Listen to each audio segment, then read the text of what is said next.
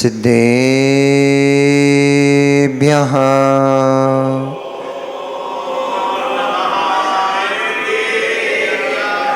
तव सिद्धे नय सिद्धे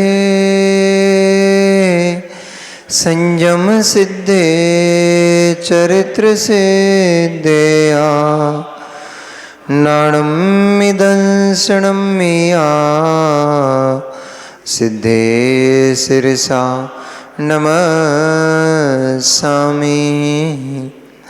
सिद्धं संपूर्णभव्यर्थं सिद्धेः कारणमुत्तमम् प्रशस्त दर्शन ज्ञान चारित्र प्रतिपादनम् सुरेन्द्रमुकुटश्लिष्ट पादपद्मांशुकेशरम् प्रणमामि महावीरं लोकत्रयीय मंगलम्। हडमो अरिहन्ताणं हडमो सिद्धाणं हडमो आर्याणं हडमो वज्रायाणं हडमो लोये सव्यसाहोणम्। अनंत अनंत परम सिद्ध परमेष्ठी भगवान की, अनंत अनंत 24 तीर्थंकर भगवान की, देवाधिदेव 1008 श्री वर्तमान शासन नायक भगवान महावीर स्वामी की, देवाधिदेव 1008 श्री आचार्य भगवंत श्री कुंद कुंद देव की, परम पूजनीय आचार्य भगवंत श्री रविशरण स्वामी महामुनि राज की, परम पूजनीय चरया श्रोमण अध्यात्म योगी आचार्य गुरुदेव श्री विशुद्ध सागर जी महामुनि राज की, अहिंसामयी जैन धर्म की, बीतरागी प्रभु श्री रामचंद्र भगवान की,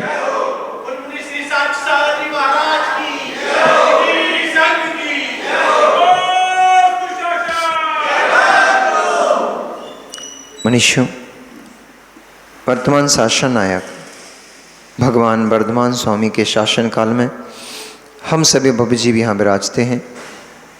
परम भट्टारक महाश्रमण भगवान वर्धमान स्वामी के शासन मुख कमल से निश्चित भागवादिनी भगवती माँ जिनवाणी का हम सभी भव्य जीव यहाँ करुणांजलि लगा कर के पान कर रहे हैं। यह है भागवादिनी, यह भगवती माँ जिनवाणी सभी जीवों का कल्याण करे, सभी लोगों का मोक्ष मार्ग प्रशस्त करें।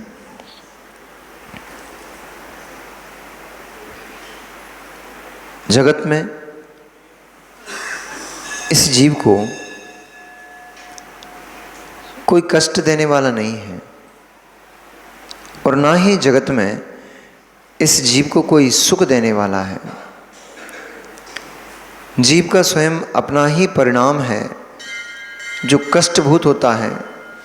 जीव का स्वयं का अपना ही परिणाम है जो सुखभूत होता है। वस्तु तो वस्तु है, वस्तु में न सुख है न ही दुख है। उस वस्तु में जो प्रीति उत्पन्न करता है, उस वस्तु में जो प्रीति को लेकर जाता है अथवा जो क्षोभ को लेकर जाता है, वे दोनों ही कष्ट को प्राप्त करते हैं। जो वस्तु में प्रीति को लेकर जाता है उसे तत्क्षण सुख की अनुभूति होती है, परंतु कालांतर में जब वह वस्तु छिनती है, टूटती है, नष्ट होती है, तो वही वस्तु उसके लिए क्लेश का कारण बन जाती है। वस्तु एक ही होती है, वस्तु अपने आप में तटस्थ है, वह न किसी को सुख दे रही है ना ही किसी को दुख दे रही है। उस वस्तु में जो जीव की परिणति है वह सुख और दुख का कारण बनती है।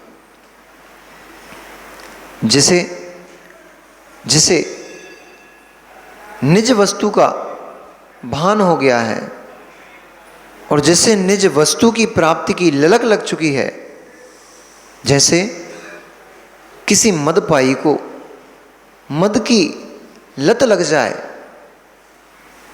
फिर उसको कुछ भी नहीं सुहाता।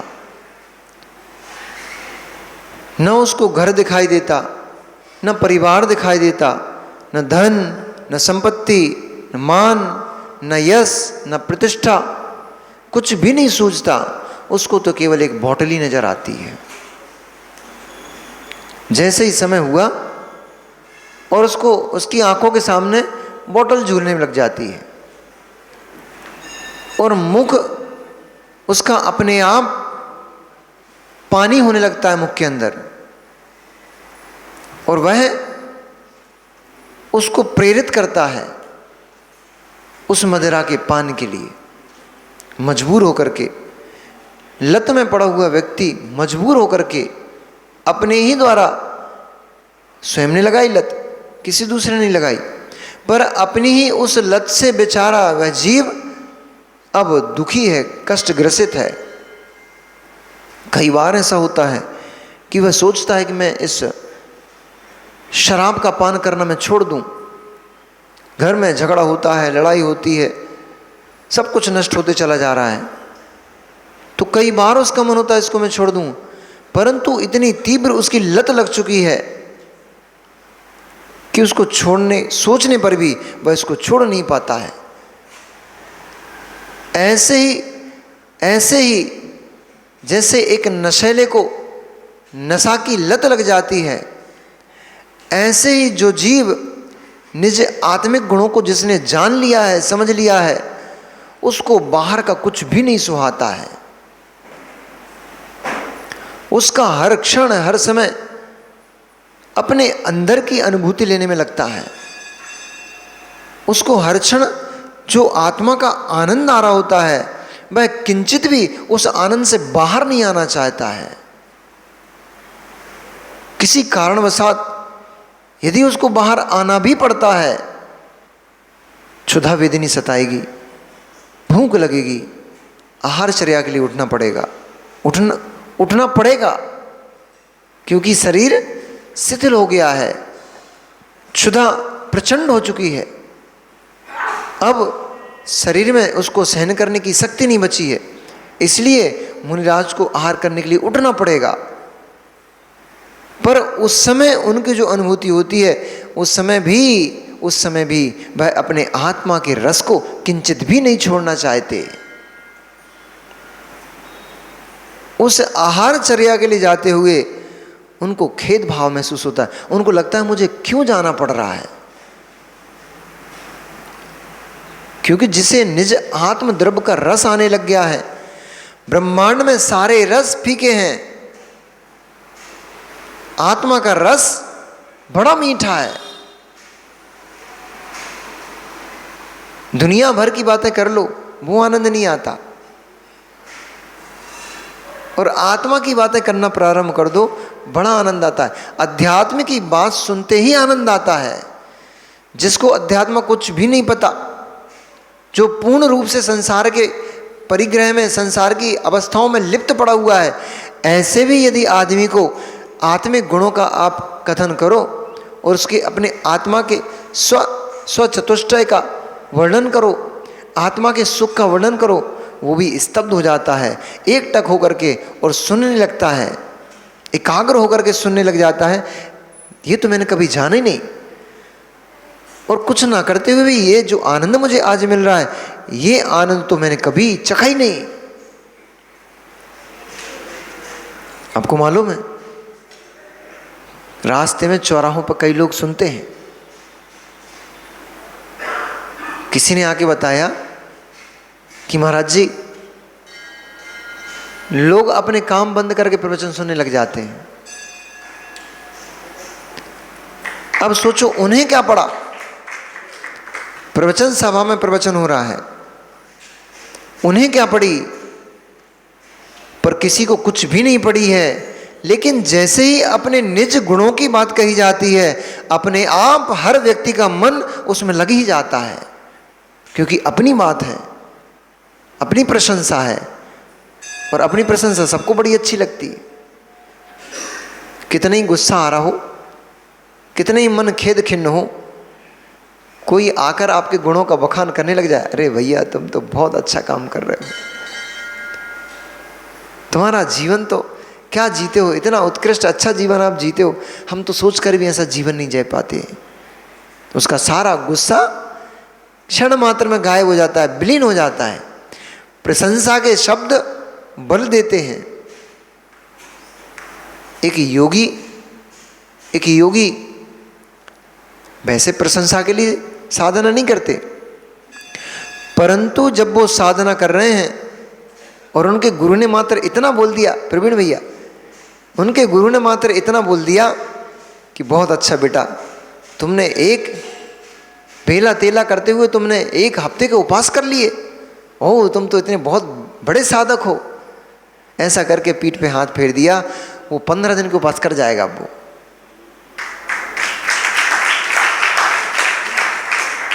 15 दिन के उपवास कर जाएगा वो, क्योंकि भूख की वेदना प्रशंसा के रस, प्रशंसा का अमृत भूख की प्यास की वेदना को शांत कर देता है। आचार्य बहुत मतलब कला युक्त जीव हैं, उनको मालूम है ये छोटे छोटे बच्चों को कैसे चलाना है गर्मी में, ये बहुत बड़ी कला है। जो एसी और कूलर में रहने वाले बच्चे बाइकों से कभी नीचे, गाड़ियों से कभी नीचे ना घूमते हो, होटलों में खाने वाले बच्चे, आप लोग भजन गाते हो ना कि मोटर गाड़ी, जो समतो सागर जी के पिताजी हैं उनने ये भजन की, इस भजन की रचना की, उनने लिखा ये भजन कि मोटर गाड़ी कार में चलने वाले कैसे पैदल नंगे पैर कैसे चलाए हो विशुद्ध सागर जी महाराज। यही तो कला है, यही तो जीवन की बड़ी उत्कृष्ट कला है कि बिना कुछ दिए सर्वस्व को ले लिया। माता को छुड़वा दिया, पिता छुड़वा दिए, संपत्ति छुड़वा दी, घर छुड़वा दिया, परिवार छुड़ा दिया, सब कुछ छुड़ा दिया बिना कुछ दिए, पर उन्होंने वो दिया है जो ना माँ दे सकती, ना पिता दे सकता, ना भाई बंधु घर परिवार धन संपत्ति कोई भी नहीं दे सकता, जिन्हें लिंग दिया है।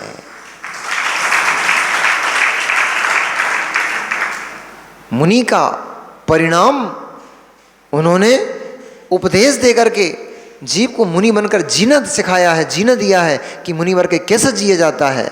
ये ब्रह्मांड में कोई भी नहीं दे सकता, ये गुरु ही दे सकता है, और लौकिक गुरु भी नहीं दे सकता, ये तो पारमार्थिक गुरु ही दे सकता है। कहने वाले पंडित तो बहुत मिल जाएंगे, मुनि की चर्या ऐसी होना चाहिए, मूल गुण ऐसे होना चाहिए, मुनि को ऐसे जीना चाहिए, जी के बताओ तब जाने। 4 किताबों को पढ़ करके गाल बजाना बहुत आसान काम है सावला जी। मुनि का जीवन ऐसा होना चाहिए, मुनिराज ऐसे होना चाहिए, ऐसे सोना चाहिए, ऐसे उठना चाहिए, ऐसी बात करना चाहिए। अरे मुनिराजों के मुख पर क्रोध की कणिका अच्छी नहीं लगती है, मुनि धर्म नष्ट हो गया उनका, तो उन्होंने क्रोध कर लिया। ये कहना सब आसान है, गाल बजाने में, जीभ हिलाने में कुछ नहीं लगता। मांस की चमड़े की जीभ है, तुरंत हिल जाती है। मित्र 4 दिन मुनिराजों के साथ रह करके और भीषण गर्मी में बिहार करके देखो, और फिर अंतराय आ जाए, और उसी दिन 1 दिन पहले का उपवास था, केसलुंच किए थे, मिलो आकर के 4 दिन हमारे साथ जियो, आपको पूरी जीवन की यथार्थता नजर आ जाएगी कि मुनि कैसे जीते हैं। गाल बजाने में क्या है, गाल बजाने में क्या है, चमड़े की जबान हिला दी फटाफट। 4 दिन मुनिराज के पास रहो, और 4 दिन मुनिराज के पास रह करके, वो कल एक कोई माँ बोल रही थी दोपहर के स्वाध्याय में कि महाराज जी पंखा कूलर की कुछ बात चल रही थी, मच्छर काटेंगे, कुछ बात चल रही थी, तो हमने कहा, अब वो प्रकरण भूल गए, याद नहीं आ रहा, मच्छर के कुछ काटने की बात चल रही थी, कैसे सुन, हाँ ये बात चल रही थी कि हिंसक उपकरणों का प्रयोग नहीं करना चाहिए। ये आरंभी हिंसा नहीं है, ये संकल्पी हिंसा है। ऑल आउट लगा दिए, लक्ष्मण रेखा खींच दी, हिट डाल दिया। ये गृहस्थ में जीते हो कि वो पूछ रही थी कि वो उसमें घर में दीमक बामी बना ले तो क्या करें, दीमक लग जाएगी तो क्या करेंगे। हमने कहा हमसे पूछोगे तो तुम जी नहीं पाओगे, तुम्हारा जो करना हो सो तुम करना, हमसे मत पूछो, क्योंकि हमसे पूछोगी तो हम तो यही कहेंगे कि मित्र जैसे इस भवन को तुम कहते हो कि मेरा भवन है, वह दीमक भी कहती है ये मेरा भवन है। जो अधिकार तुम उस भवन पर जमाए बैठे हो वैसा ही अधिकार उस दीमक का भी उस भवन के ऊपर है, क्योंकि उसने भी भवन में निर्माण किया है। तुमने भवन का निर्माण किया है, उस भवन के अंदर उसने भी अपने भवन का निर्माण किया है। यदि तुम उसका भवन नष्ट करते हो तो तुम्हें वही पाप लगेगा जो, क्योंकि एक दीमक का एक मकान नहीं है, हजारों लाखों दीमक है, उसमें सैकड़ों हैं, तो पूरा का पूरा गांव उजाड़ने का जो पाप लगेगा वही तुम्हें उस दीमक को नष्ट करने का पाप लगेगा। हमारे हिसाब से तुम जी नहीं पाओगे।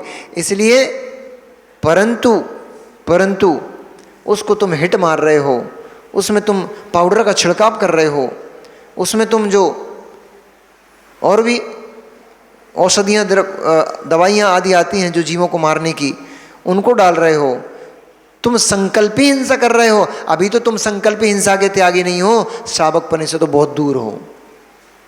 आरंभी विरोगी उद्योगी हिंसा के लिए कहा है, इनको तुम पूर्ण रूप से नहीं छोड़ सकते, क्योंकि आरंभ सारंभ होता है आपके जीवन में, परंतु आरंभी के नाम पर लक्ष्मण रेखा खींच दोगे, ये आरंभी नहीं, तुमने जानबूझ के जीव को मारने के लिए ही खींची है, वो ये संकल्पी हिंसा है।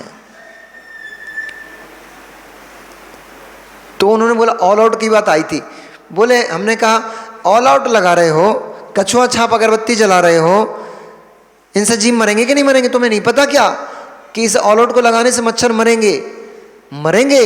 तो फिर तुम संकल्प हिंसा के दोष के भागीदार हो, तुम्हारी ये आरंभी हिंसा नहीं है। पर बोले कि महाराज जी अगर वो नहीं लगाएंगे तो चैन की नींद कैसे आएगी, मच्छर काटेंगे। तब हमने कहा कि उन मुनिराजों से मिलो, वो भी अपना जीवन जीते हैं कि नहीं जीते हैं? बे मुनिराज, तुम्हारे पास कम से कम चद्दर है, कंबल है, पल्ली है, बिस्तर है, पंखे हैं, कूलर हैं, तुम्हारे पास तो कितने सारे साधन हैं जिनसे तुम उन मच्छरों से अपनी रक्षा कर सकते हो। उन मुनिराज की रात्रि से तो मिलो कि बिहार करते हुए एक दिन प्रवीण भैया एक दिन बिहार चल रहा था, महाराष्ट्र के पास, कर्नाटक से हम लोग जब आ रहे थे तो महाराष्ट्र के पास कहीं बिहार था, और चलते चलते डेस्टिनेशन पर नहीं पहुंच पाए। गर्मी के दिन थे, अच्छी ज़बरदस्त गर्मी पड़ रही थी, और जहां हम लोगों को पहुंचना था वो लगभग 1-1.5 किलोमीटर रह गया। शाम हो गई, अंधेरा हो गया।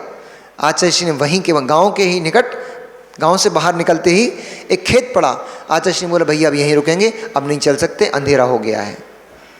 वहीं रुक गए, और पास में ही उस खेत में जहाँ रुके, उस खेत के कॉर्नर पे ही बहुत बड़ा घूरा लगा हुआ था। घूरा कचड़ादान, घूरा बना हुआ था।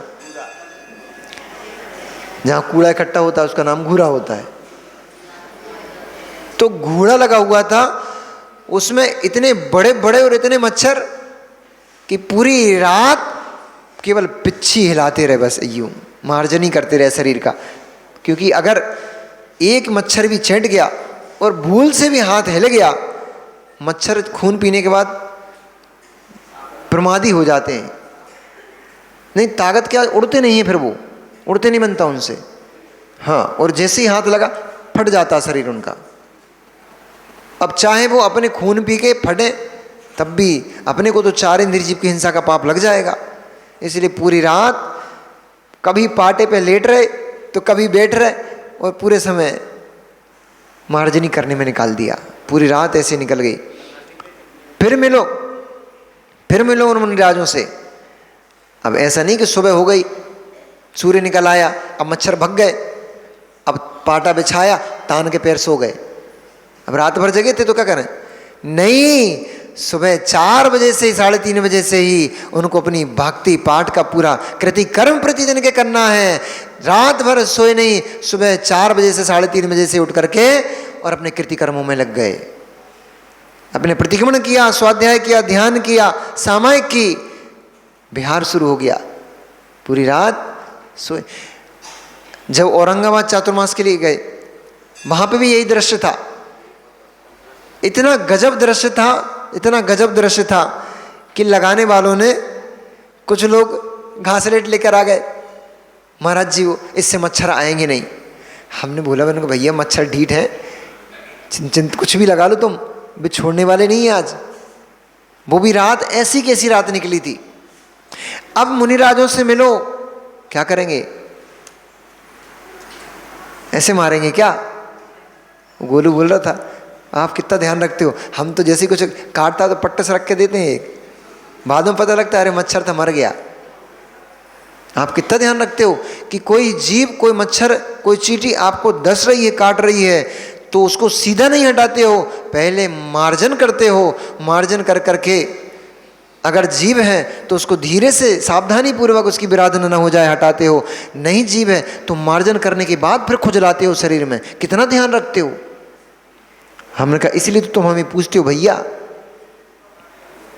इसलिए तो तुम अष्टद्रव से हमारी पूजन करते हो, इसलिए तो तुम हमारे पाद प्रक्षालन करते हो कि ये मुनिराज एक किंचित मात्र भी जीव को कष्ट देने में भी पाप समझते हैं, किसी जीव को कष्ट नहीं देते हैं। तुमसे मनुष्यों के कष्ट दूर नहीं हो पा रहे हैं, मनुष्य नहीं बच पा रहे हैं, ये तो 1 इंद्रिय 2 इंद्रिय 3 इंद्रिय के जीव को भी कष्ट नहीं देते हैं, इसलिए ये महाव्रती होते हैं, मुनिराज होते हैं। इसलिए जीव का स्वयं का जो भाव होता है, परिणाम होता है, जिसके अंदर दया है, जिसके अंदर करुणा है, वही उसी के अंदर धर्म पलता है। जिसके अंदर दया नहीं है, करुणा नहीं है, क्रूरता भरी हुई है, उसके अंदर हिंसा पलती है, कहीं भी धर्म नहीं पलता। जिसके अंदर विषय वासनाएं भरी हुई हैं, वह हिंसक है, उसके अंदर कहीं धर्म नहीं पलता। जितने अंश में 5 इंद्रिय के भोगों में आसक्ति है, उतने अंश में आप हिंसक हो, अधर्मी हो। जितने अंश में शुभ भाव है, दया रूप परिणाम है, धर्म रूप परिणाम है, उतने अंश में धर्मात्मा हो, उतने अंश में मोक्ष मार्गी हो।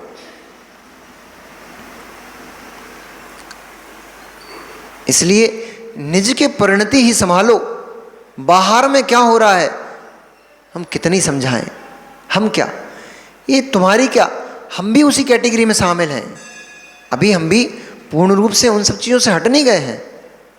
हमने अभी उनका शमन किया है, उनसे पृथक होने का प्रयास कर रहे हैं।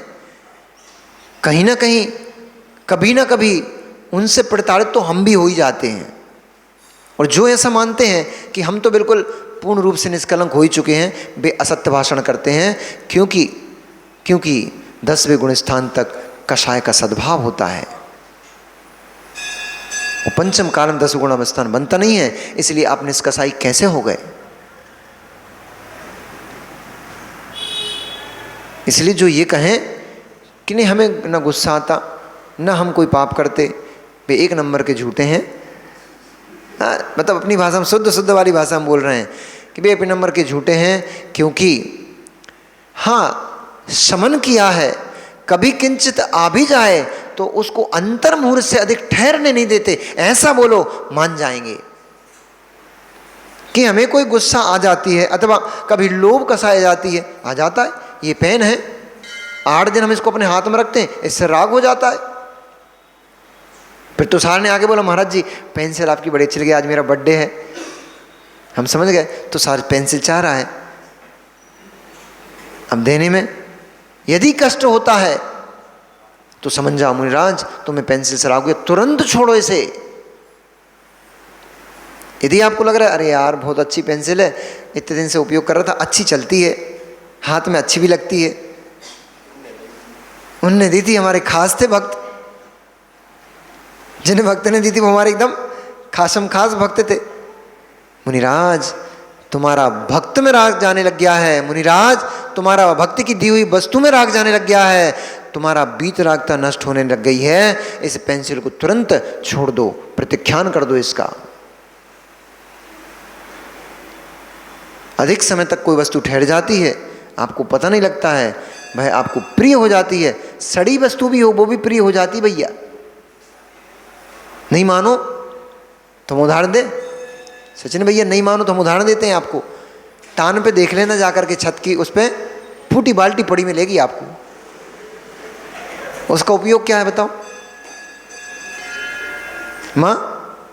बर्तन फूट जाते हैं, स्टील के बर्तन तो बिकते भी नहीं। बिक जाते क्या? वो कपड़े वाले ले जाते हैं ना। अच्छा बिक जाते, चलो बिक भी जाते हैं। तपेली फूट गई, बाल्टी फूट गई, अब वो टान पर डली हुई है, 2 साल निकल चुके, 3 साल निकल चुके। कबाड़े वाला आता है, वो एक मम्मा बता रही थी एक दिन प्रवचन में, वो दोपहर की जो क्लास लेती है ना, उसमें हम सब इनसे पूछते रहते हैं घरों में क्या क्या होता है आपके। मतलब ऐसे नहीं पूछते, वो तो विषय निकलता है तो हम बता देते हैं, वो बताते, वो अपने आप मुंह खोल देती हैं कि नहीं नहीं महाराज जी ऐसा होता है। तो आप लोगों से सब चीज़ सीखते रहते हैं। घर के टान पे बर्तन पड़ा हुआ 2 साल निकल गए, बाल्टी फूटी पड़ी हुई है, गुंड फूटी पड़ी हुई है, 2 साल निकल गए, 3 साल निकल गए, अरे 10 साल निकल गए। मायके से मिली थी, कैसे छोड़ दे?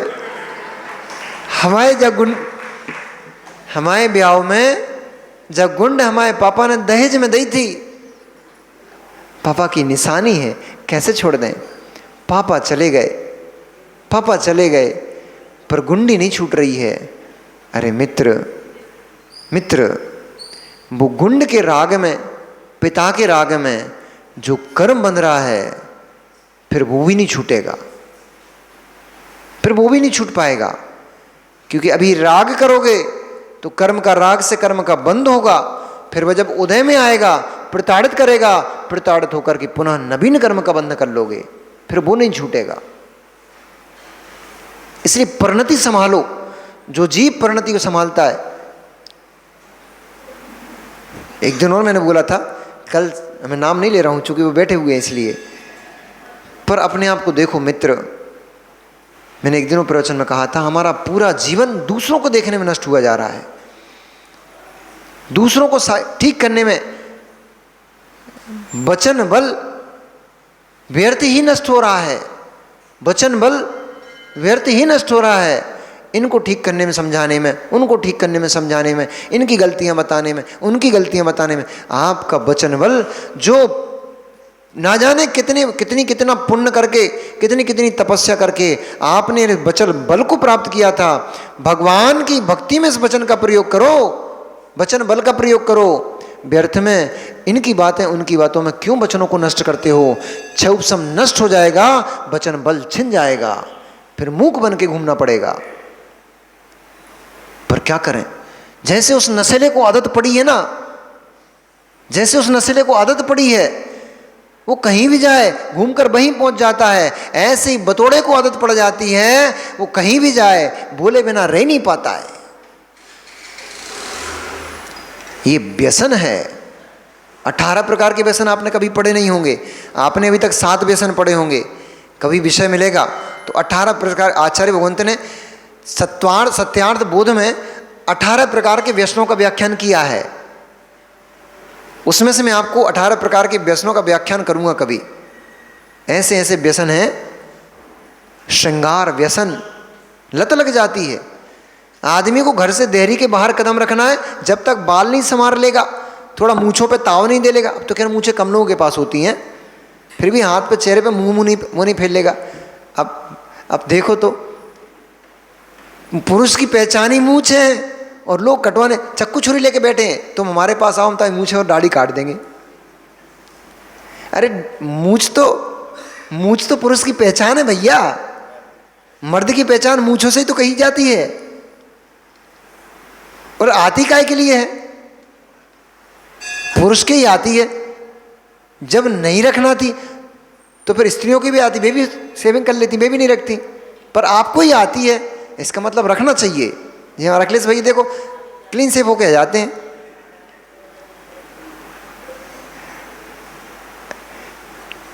तो कहाँ से आ गया, मूंछ कहाँ से आ गई? सब सब व्यसन। हाँ, व्यसन, श्रृंगार व्यसन है, बात व्यसन है। बहुत बात करने की जो आदत होती है जीव की, ये व्यसन होता है। व्यसन लग गया उसको, ठहर ही नहीं पाता, रुक ही नहीं पाता। वो सोचे अब मुझे तो कम बात करना थोड़ी, पर मन ही नहीं मानेगा, पेट दुखने लग जाएगा उसका। बोलेगा नहीं तो चुप नहीं रह ही नहीं पाएगा, वो टेंशन होने लग जाएगी उसको, माथा फटने लग जाएगा, बोलना ही पड़ेगा। उनको चाहिए प्रयास करें, एक एक मिनट को, दो दो मिनट को मौन धारण करना सीखो। प्रयास करो, अधिक समय तक मौन रहने का प्रयास करो। एकदम से नहीं हो पाएगा क्योंकि सर फटने लग जाएगा। जैसे मदपाई का 2 दिन मद पान ना कर पाए तो पूरा शरीर शिथिल हो जाता है, सर फटने लग जाता है, शरीर अकड़ने लग जाता है। ऐसे ही जिनको गुटखे की आदत लग गई उनको गुटखा चाहिए। ऐसे ही बात व्यसन है, जिसको बातें करने की आदत लग गई अब उसको बातें करने वाले चाहिए।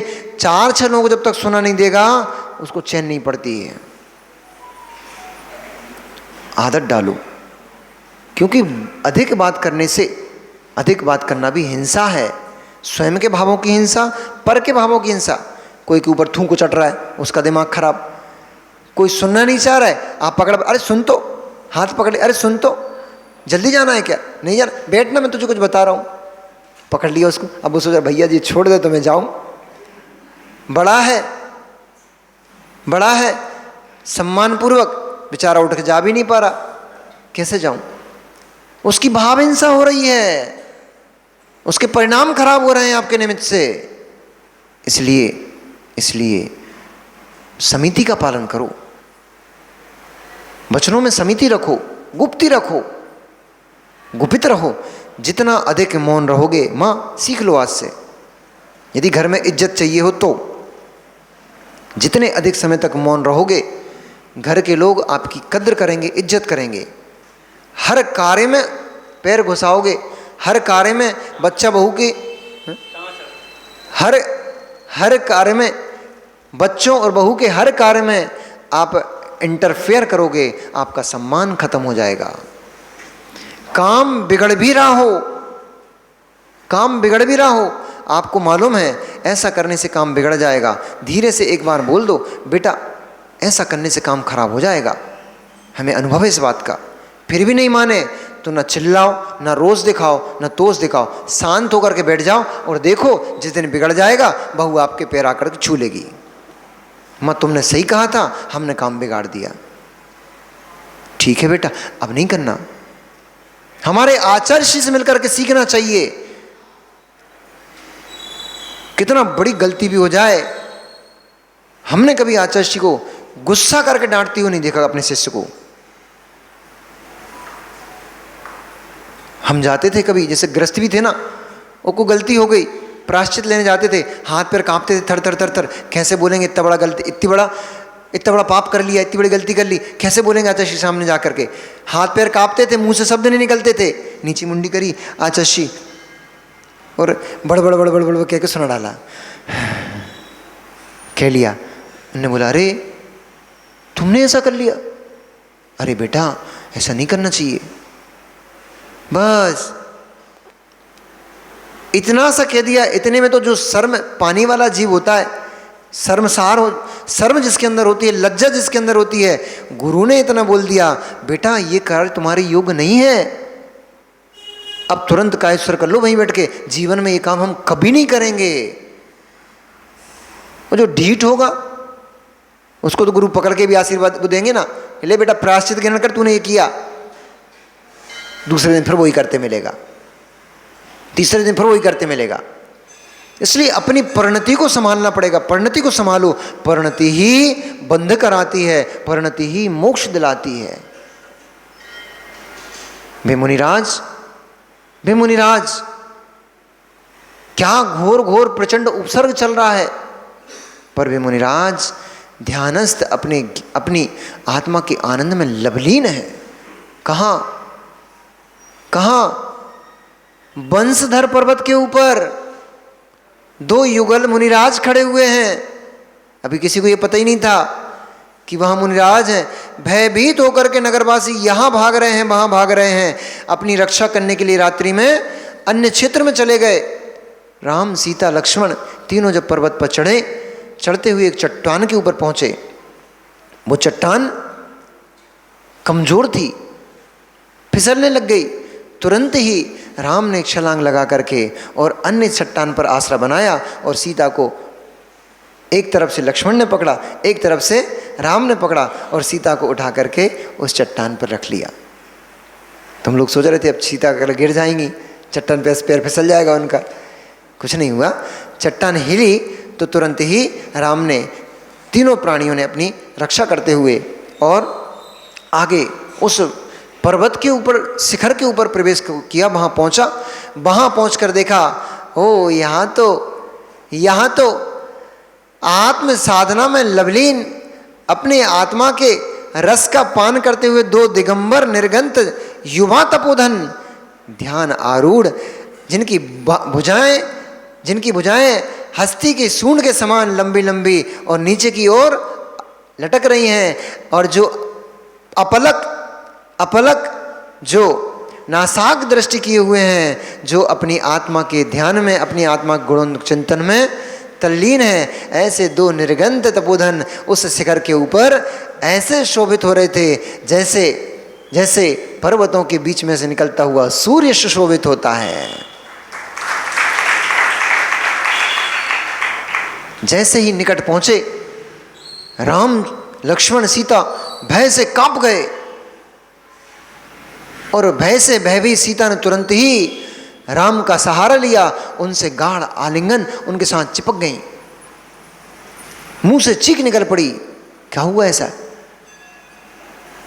वहां विशाल काय, काले काले नाग उन मुनिराज को चारों ओर से घेरे खड़े हुए थे, जिनकी जीवा लपलपा रही थी, इतनी लंबी लंबी जिनकी जीभ बाहर निकल रही थी, और वह जीभ से, लपलपाती जीभ से पूरे संसार को डसने का ही प्रयास करते थे।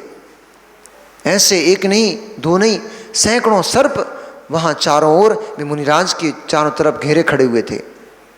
मोटे मोटे बड़े बड़े बिच्छू, जिनके डंके ही ऐसे लगते थे जैसे कि कांटे हों, बबूल के कांटों के समान जिनके डंक हो रहे थे, और जो अपनी पकड़ को मजबूत किए हुए थे, भयंकर शब्द कर रहे थे। ऐसे वे बिच्छू मुनिराज के कोई कुछ पैरों के ऊपर बैठे थे, तो कोई उनकी भुजाओं पर चढ़ने का प्रयास कर रहे थे। इस प्रकार से वह दृश्य देख करके तीनों का हृदय कंपित हो गया। सीता को धैर्य बंधाते हुए राम ने, जैसे माँ भयभीत बच्चे के सिर पर हाथ फेर कर उसको धीरज बंधाती है, वैसे ही राम ने सीता के मस्तिष्क पे हाथ फेरते हुए उनको धीरज बनाकर कहा, भयभीत क्यों होती हो? सारा ब्रह्मांड जिनके चरणों में आकर के निर्भय हो जाता है। अरे हम उन मुनिराज, दिगंबर मुनिराजों के चरणों में हैं, हमें भय किस बात का है? देखो तो उन निर्भीक मुनिराजों की दशा को तो देखो। हे सीते, हे शुभंगे, देखो तो इन मुनिराज के तेज को। इतने भयंकर सांप, केकड़े, बिच्छू उनके ऊपर अपना स्थान बनाए हुए हैं, पर वे मुनिराज किंचित भी कंपित नहीं हो रहे हैं।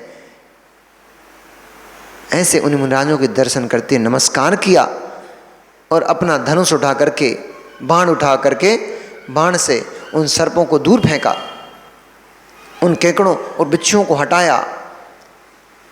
सीता ने सर्प आदि के दूर होने पर उस भूमि को अपने साड़ी के पल्लू से साफ किया, भूमि को स्वच्छ किया।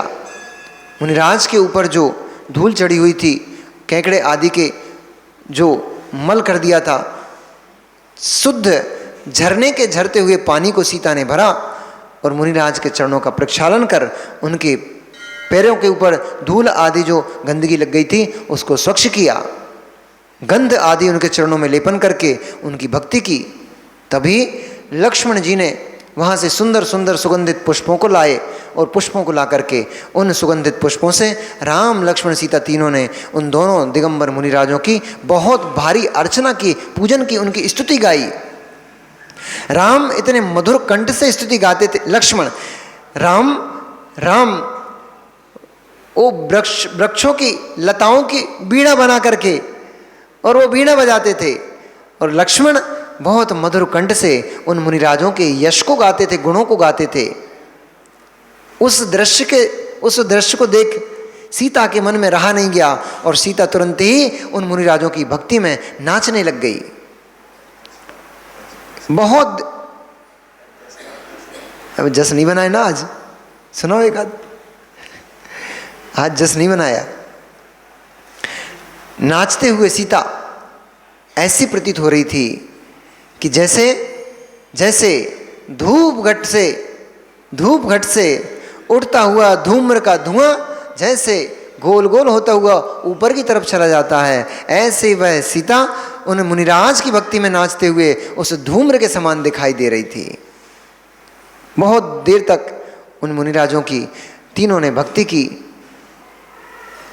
भक्ति करते करते एक भयंकर शब्द, तब तक संध्या पूर्ण हो चुकी थी, रात का समय आ गया, और जैसे ही अंधकार फैलने लगा एक बहुत भयंकर आवाज आने प्रारंभ हो गई। ऐसा प्रतीत हो रहा था कि कोई बहुत दूर से नगाड़े आदियों को बजाते हुए चला आ रहा है, पर वह नगाड़े की ध्वनि नहीं थी। कुछ भी प्रतीत नहीं होता था कि वास्तव में यह ध्वनि है किसकी, किस वस्तु की है और किसके द्वारा निकाली जा रही है। कुछ भी दिखाई नहीं दे रहा था। बहुत देर हो गई, ये ध्वनि धीरे धीरे मुनिराज के निकट आती चली जा रही थी, परंतु दिखाई कोई भी नहीं देता था। उस ध्वनि ने उस पर्वत को कंपित करना शुरू कर दिया, और जैसे ही इतनी प्रचंड ध्वनि हो गई, चलते आते आते वह ध्वनि इतनी भयंकर हो गई, भयंकर भी क्यों कहें, महाभयंकर हो गई, जिससे चट्टानें कंपित होने लग गईं। छोटी छोटी चट्टानें तो पर्वत से टूटकर नीचे गिरने लग गईं। इतनी भयंकर ध्वनि। देखते ही देखते सैकड़ों हजारों भयंकर भूत वहां उछलने लग गए, ठहाके लगाकर हाहाकार करने लग गए, हंसने लग गए, और उन्होंने राम लक्ष्मण सीता सहित दोनों मुनिराजों को अपना घेरे में ले लिया। यह दृश्य देख करके सीता धीरे से राम को बोलती हैं, देखो हमने तो कहा था आपसे, लेकिन आप दोनों की जिद के पीछे किसी की चलती कहाँ है। अब देखो इतनी बड़ी मुसीबत आ गई ना। राम ने कहा, अरे सुभगे धैर्य धारण कर, हे शुभाकांक्षणे धैर्य धारण कर। यदि यहाँ नहीं आते तो ऐसे दिगंबर तपोधनों के दर्शन कहां पाते। तू इन भूत व्यंतरों को देखकर भयभीत क्यों होती है? अरे दिगंबर मुनिराज के चरणों में तू बैठी हुई है, तुझे किस बात का भय है? देखते ही देखते आधे कटा हुआ धर जो आसमान से रक्त की वर्षा करता हुआ कटे हुए सिर वहां पर टपकने लग गए। हाथ आसमान से बरसने लग गए, कटे हुए हाथ, रक्त से सने हुए कटे हुए पैरों की जांघें, पिड़लियां, हाथों की कोहनी सहित हाथ ऐसे रक्त से सने हुए, और भयंकर वर्षा होने लग गई। पर वर्षा तो हो रही थी, लेकिन उतनी दूर ही हो रही थी जितने में वे मुनिराज स्थिर चित्त थे, उनके ऊपर एक भी कण पड़ नहीं रहा था, क्योंकि वे मुनिराज रिद्धिधारी मुनिराज थे। अभी आपको नाम पता लगता है मुनिराजों का, आप जानते हो उन मुनिराजों को, मालूम है क्या? आप दोनों मुनिराजों को जानते हो, अच्छे से परिचित हो बहुत उनसे। ऐसे वे दिगंबर मुनिराज निर्गंत तपोधन ध्यान आरूढ़ हैं, उनके ही समीप में सीता लक्ष्मण राम तीनों खड़े हुए हैं, और देखते ही देखते रक्त की वर्षा होना शुरू हो गई। भयंकर ध्वनि तो चली रही थी, वहां से देखा तो एक डाकनी चली आ रही है, जो कि इतना विकराल रूप लिए हुए है, उसकी भुजाएं जमीन में घिसट रही हैं, हाथों में खड़ग लिए हुए, एक हाथ में खड़ग लिए हुए है, जीवा बाहर निकलकर मस्तिष्क से टकरा रही है। इतनी जीभ उसकी लपलपाती हुई बहुत बड़ी विशाल जीभ निकालते हुए चली आ रही है, जिसके होंठ कंपित हो रहे हैं।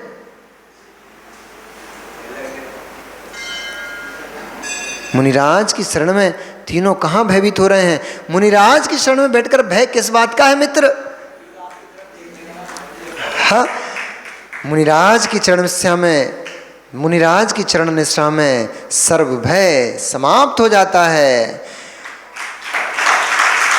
ऐसे वे निर्भय राम लक्ष्मण सीता उस दृश्य को देख रहे थे, उस डाकनी को देख रहे थे। कितनी महाभयंकर और क्रूर दिखती है ये। उसके होंठ बड़े बड़े होंठ फूले फूले कंपित हो रहे थे। उसका शरीर इतना बीभत्स और इतना डरावना था कि सामान्य कोई व्यक्ति उसको देख ले तो क्षण भर में उसको हृदय घात होकर के मृत्यु को प्राप्त हो जाए। सॉरी भैया, डर गया ये। ऐसी वह डाकनी जैसे ही समक्ष आई, तुरंत ही रामचंद्र जी ने मुनिराज की ओर देखा। उनकी समझ में आ गया ये कोई बेअंतरों का समूह है जो इन मुनिराजों से द्वेष रखता है, इन मुनिराजों का पूर्व भव का शत्रु है। ये इस रात में आकर के मुनिराजों के ऊपर उपसर्ग करते हैं, ये ही महाभयंकर शोर करते हैं, उपद्रव करते हैं। और परंतु धन्ना थे भगवंता, इतना घोर घोर उपसर्ग, कहीं प्रचंड अग्नि की ज्वालाएं फेंकते हैं, कहीं घनघोर वर्षाएं करते हैं, कहीं चट्टानों का उत्पात करते हैं। ऐसा लगता है कि तारागण नीचे टपकते चले जा रहे हैं, गिरते चले जा रहे हैं। ऐसा लगता है सूर्य का उत्पात वहां पर हो गया और सूर्य भी वहां से टूटकर उन मुनिराजों के ऊपर गिर पड़ा है। ऐसा भयंकर उत्पात वे सभी बेअंतर लोग वहां पर कर रहे थे।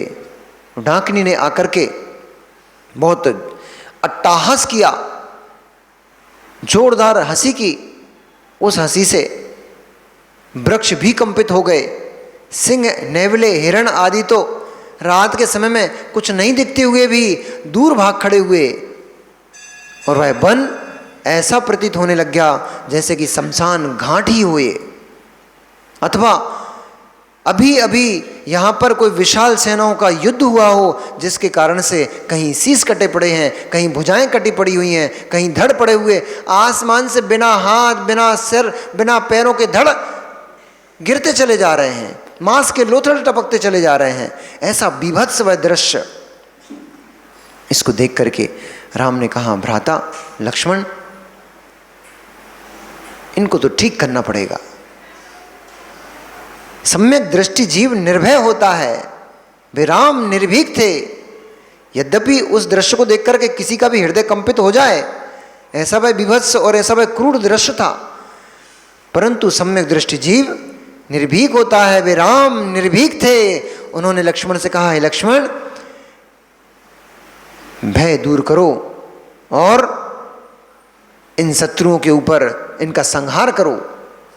तुरंत ही राम लक्ष्मण दोनों ने अपने धनुष को उठाया, बाण को उठाया, और जैसे ही धनुष बाण के ऊपर उठा करके और छोड़ते हुए धनुष की टंकार की, आधे से भूत तो टंकार मात्र से ही डर कर भाग खड़े हुए। सारा उपद्रव छोड़ आधे से भूत और बेंतर जो आए थे, वे भयभीत होकर के तुरंत ही अपने अपने स्थानों पर भाग खड़े हुए। कुछ जो और ढीठ टाइप के थे, वे अभी भी उत्पात कर रहे थे। तब पुनः राम ने अपने अस्त्र शस्त्रों को चलाना प्रारंभ किया और सारी दिशाओं को सूर्य से दैदीप्तिमान कर दिया। चारों दिशाओं में सूर्य उगा दिए और उन विद्या के बल से धनुष बाण छोड़ करके उन्होंने चारों दिशाओं को प्रकाशमय कर दिया। और इतनी जोरदार मेघों की गर्जना इतनी जोरदार की कि उनका जो शब्द था वह शब्द तिरोहित हो गया। राम लक्ष्मण का यह रूप देख करके, चारों दिशाओं में उनके छूटते हुए बाणों को देख करके वह डाकिनी और सारे व्यंतर भाग खड़े हुए। क्षण मात्र में भी वे वहां नहीं रुके। ऐसे उन मुनिराजों का, उन दोनों वीर पुत्रों ने, जो सूर्य की भांति सुशोभित हो रहे थे, उन्होंने उपसर्ग दूर किया। वे मुनिराज तो अपने आत्मचिंतन में लवलीन थे ही, उनको तो पता ही नहीं था कि बाहर में क्या चल रहा है। ऐसी योग्यता प्रकट करो। इसलिए मैंने प्रारंभ कहाँ से किया था कि परिणाम जीव का पतन करा देता है, परिणाम जीव को ऊपर उठा देता है। कोई जगत में कष्ट नहीं देता है, आपका ही परिणाम होता है जो आपको कष्ट देता है।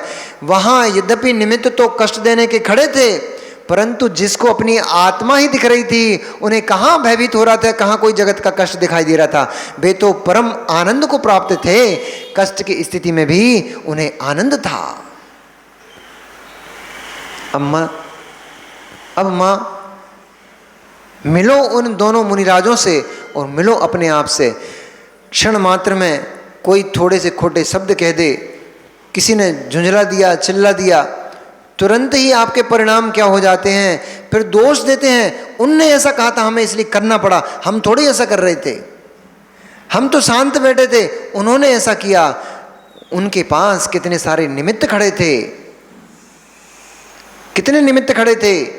गर्जना हो रही थी, शव गिर रहे थे, रक्तपात हो रहा था, उल्कापात हो रहा था, बारिश हो रही थी, पत्थर बरस रहे थे, कितने उपद्रव चल रहे थे। परंतु वे मुनिराज यदि ये दोष देते, अब हम ध्यान भंग कर दिया तुमने हमारा, हम अच्छे खास ध्यान कर रहे, तुम और आ गए इधर आगे, तुमने उपत्पात सिर किया, इसलिए हमारा ध्यान भंग हो गया। कोई नहीं करता है। तुम्हारी उपादान की योग्यता कमजोर थी इसलिए तुम बाहर आ गए, उनकी उपादान की योग्यता कमजोर नहीं थी, उन्होंने अपने उपादान को प्रशस्त करके रखा था, इसलिए वे मुनिराज निष्कंप खड़े हुए थे। इसलिए दूसरों पर दोषारोपण मत करो, दूसरों पर दोषारोपण मत करो।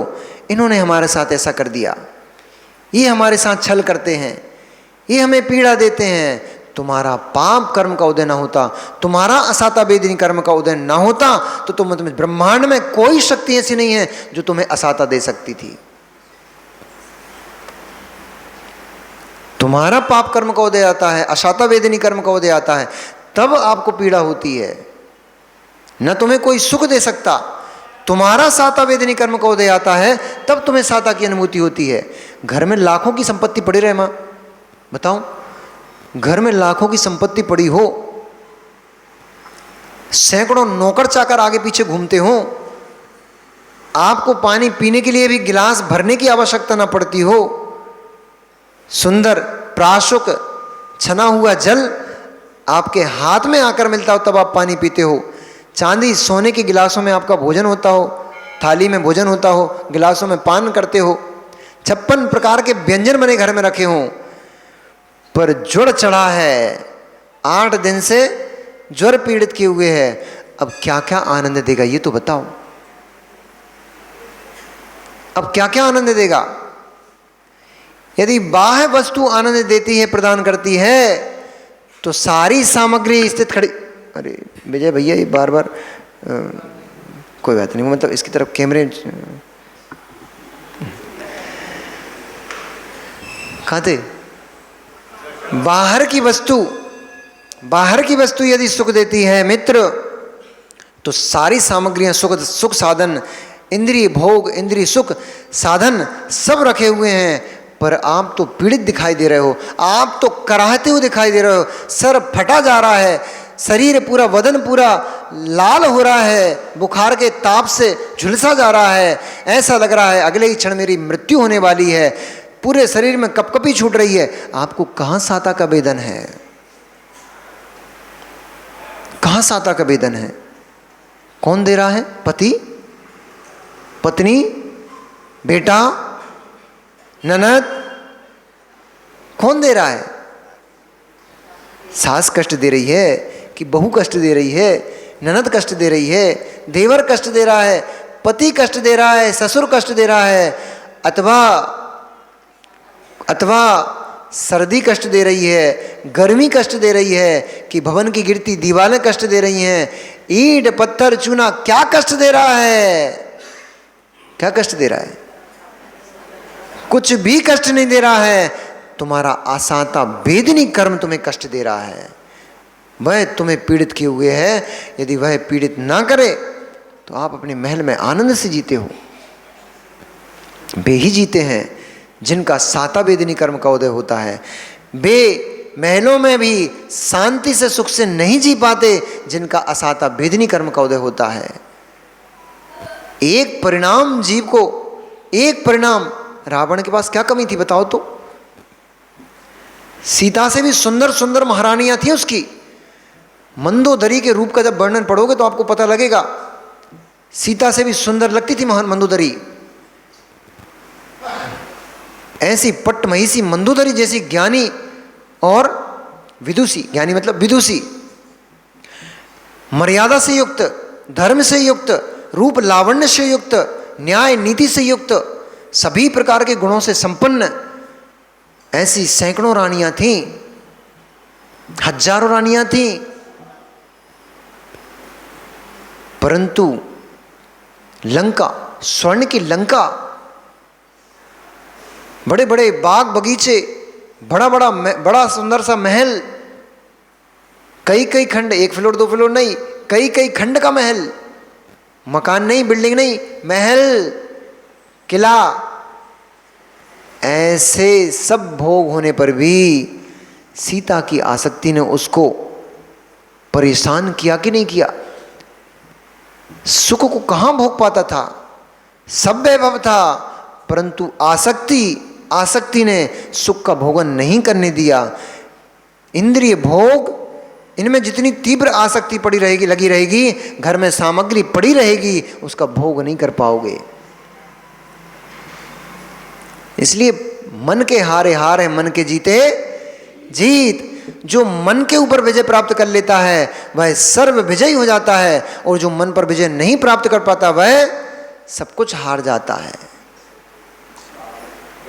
मन के ऊपर विजय प्राप्त करते हुए जैसे ही उपसर्ग दूर हुआ, ध्यान प्रगाढ़ता की ओर चला गया, और ध्यान प्रगाढ़ होते होते और वे दोनों मुनिराज केवल ज्ञान को प्राप्त हो गए। और जैसे ही केवल ज्ञान प्राप्त हुआ, स्वर्ग में देवों के यहाँ शुभ लक्षण होना शुरू हो गए। सिंहासन सौधर्म इंद्र का कंपायमान हो गया, और देवों ने, सौधर्मेंद्र ने अपने अवधिगान से जाना, वंशधर पर्वत के ऊपर दो मुनिराजों को केवल ज्ञान की प्राप्ति हो गई है। बे सौधर्मेंद्र और सारे स्वर्ग के देवी देवता, भवनवासी, व्यंतर आदि देवताओं का आना प्रारंभ हो गया, पुष्प वृष्टि प्रारंभ हो गई, रत्न वृष्टि प्रारंभ हो गई, और वह पर्वत देखते ही देखते गंधकुटी का रूप धारण कर लिया। राम भी परम आश्चर्य को प्राप्त हुए, जय जयकार होने लग गई, जय जयकार होने में लग गई। क्या नाम था महाराज का? कुलभूषण मुनिराज की जय, केवली भगवंत कुलभूषण महाराज की जय हो, केवली भगवंत देशभूषण महाराज की जय हो, ऐसी जय जयकार ध्वनि होने लग गई। बहुत बड़ा आनंद हुआ, बहुत भक्ति हुई वहां पर देवों के द्वारा।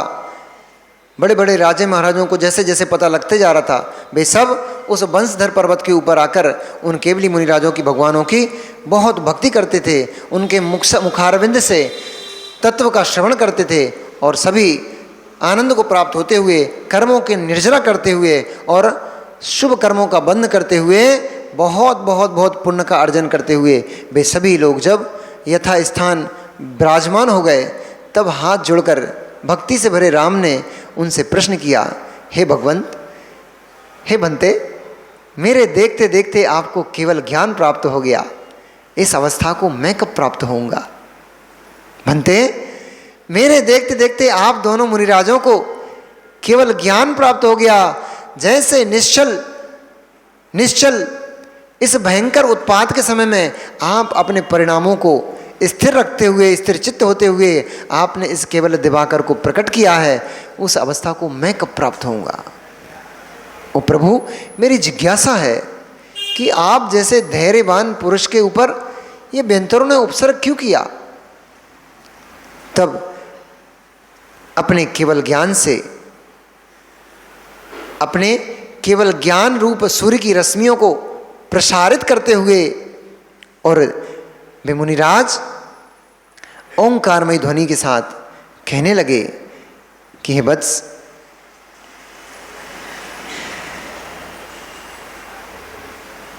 ये जो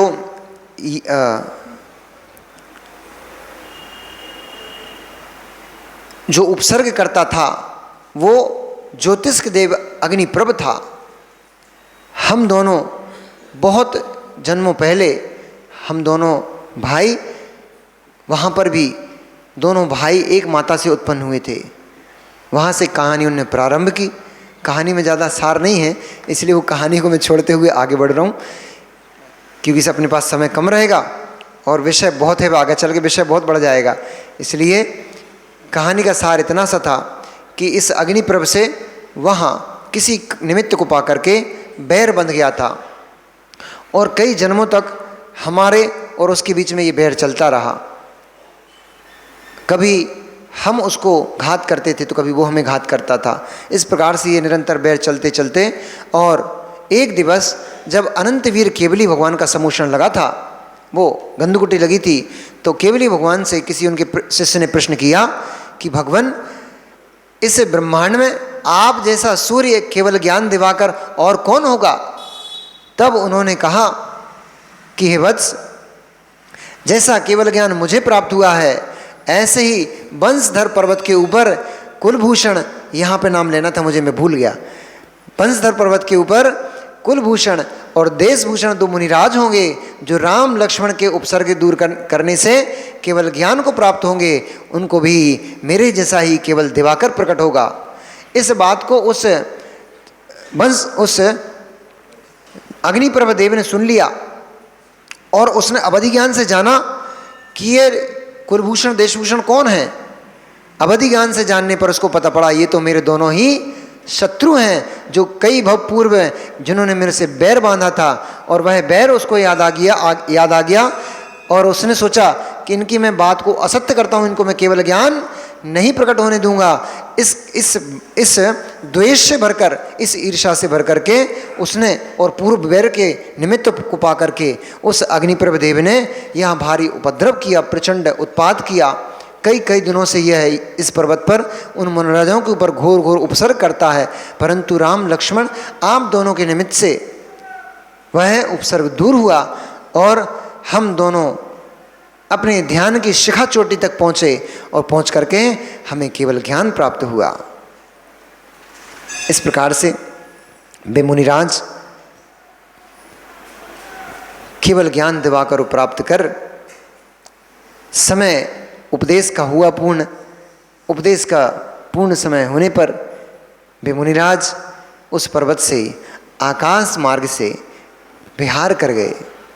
उनके पीछे पीछे उनके आगे आगे बहुत सारी देवांगनाएं नृत्य करते हुए विहार कर गईं और उनके पीछे पीछे बहुत सारे देवतागण दुंदुभी आदि बजाते हुए और विहार की जो सामग्री होती हैं उन सामग्रियों से युक्त होते हुए वे सभी मुनिराजों के साथ, उन केवली भगवानों के साथ और बहुत सारे आकाश रिद्धि चारण रिद्धिधारी मुनिराज केवल ज्ञान को जानकर वहाँ तब तक पहुँच चुके थे, उनके साथ ही केवली भगवान के साथ वे भी आगे विहार कर गए। उस पर्वत के ऊपर बहुत बड़ा जनसैलाब ठहर गया। राजा प्रजा जो भयभीत थे वे सभी प्रजा भी वहाँ पहुँच गई। राजा और नगर नगर से, गांव गांव से अब एक गजरत चले तो ट्रैक्टर ट्राली भर भर के लोगों की आ जाती हैं गाँव में। आपको पता नहीं, हमारे यहाँ बुंदेलखंड में, मतलब हमारे क्या मतलब बुंदेलखंड, हमारा तो सब आगरा भी हमारा ही है अब तो उस क्षेत्र में, बुंदेलखंड क्षेत्र में जब गजरत चलते हैं तो गांव-गांव से 25-25 किलोमीटर दूर से, 20-20 किलोमीटर दूर से गांव में ट्रैक्टर ट्राली भर भर के, 10-10 किलोमीटर दूर से बैलगाड़ी में लोग भर भर के उस गजरत महोत्सव को देखने आते हैं। लाखों की भीड़ होती है। जब अजैनों की नहीं, जैन तो आते ही हैं, जैन तो देखते ही हैं, आते ही हैं। अजैन लोग हजारों लाखों की संख्या में अजैन लोग अपने घरों के सारे काम छोड़ कर उस गजरत महा महोत्सव को देखने के लिए आते हैं, उसका आनंद लेते हैं, स्वयं नाचते हैं, नाचते गाते हैं, फेरी लगाते हैं। तो जब गजरत की इतनी महिमा है तो केवली भगवान की कितनी महिमा होगी। तो केवली भगवान का जैसे वहाँ गंधकुटी लगी तो बहुत भारी उत्सव और बहुत भारी भीड़ वहाँ पर एकत्रित हो गई। जब भगवान का विहार हो गया तो वह भीड़ वहीं कुछ समय तक के लिए पर्वत पर ठहर गई और जिस स्थान पर केवली भगवान को, मुनिराजों को, कुलभूषण देशभूषण को केवल ज्ञान प्राप्त हुआ था, उसी स्थान पर उन्होंने स्थान को चिन्हित करके और उस स्थान की बड़ी भारी पूजा की, अर्चना की, बार बार उसको शीश झुकाया, कई कई बार उस स्थान की परिक्रमा की। ऐसा करते हुए सारे लोग वहाँ से चले गए, परंतु रामचंद्र जी, सीता, लक्ष्मण अभी वहीं ठहर गए। राजा ने कई बार निवेदन किया कि आप महल में चल के महल में रहिए, परंतु राम ने स्वीकार नहीं किया। तब उस राजा ने क्या किया, अभी हमें पता लगेगा कल। नमो रियंताड़म, नमो सिद्धाणम, नमो आर्याणम, नमो वज्रायणम, नमो लोहिसाहुणम। जय हो, जय हो। आज हमने